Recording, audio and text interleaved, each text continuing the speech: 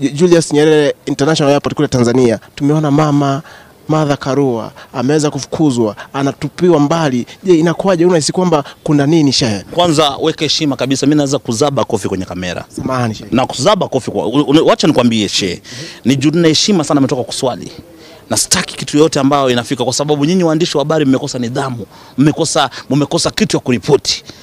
Inabidi mnaanza kuchonganisha watu na mpate views. Sisi tumeona kuna vitu msiongee, mnachonganisha nyinyi, mnakosea. Ndio maana nimekwambia wewe kama mtoto wa kiume ningekusaba kofi.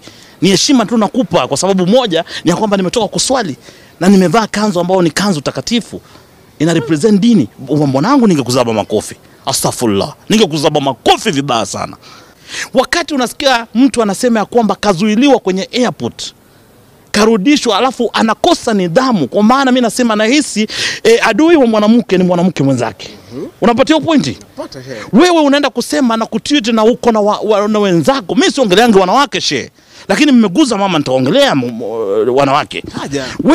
Wewe ni mwanasiasa, wewe ni wakili ambazo uko na sifa ambayo inajulikana ya kwamba 2007 mwaka 2007 mwaka 2007 muliiba kura, mkachangia kuibia Raila kura, mkaleta machafuko kwenye hii nchi. Unataka kuchukua hiyo machafuko peleka Tanzania, uruhusiwe na usalama wa taifa kuingia, alafu unapiga kelele pale unasema kwamba sisi tunadhulumiwa kama Wakenya. Wakenya yupi? Wapi Wakenya ambao wamedhulumiwa? Wakenya wako wanafanya kazi Tanzania kwenye viwanda, wanafanya kazi kwenye mahoteli, wanafanya kazi, wameajiriwa. Wakenya wanatengeneza hela Tanzania na wamekaribishwa na Watanzania. Mimi nikiwa mmoja wao. Mimi niko na kama brands 10 ambazo nimesign Tanzania. Na mimi ni Mkenya. Niko na brands ambazo nimesign chini ya uongozi ya Mama Samia Suluhu.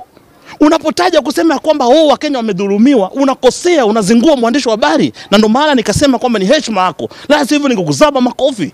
Watu waache kutumia siasa kuharibia jina Mama Samia Suluhu, ambao leo hii amefungua mipaka, ameboresha uchumi. Wakenya wanafanya kazi bila kuangalia kisogo, bila kuangalia watashikwa. Wanafanya kazi na kutengeneza hela. Mimi nashuhudia mara ngapi naenda Tanzania, mara ngapi nimefanya matangazo kule Tanzania. Hapa Kenya mmenipa matangazo ngapi? Hamna. Unapatia pointi?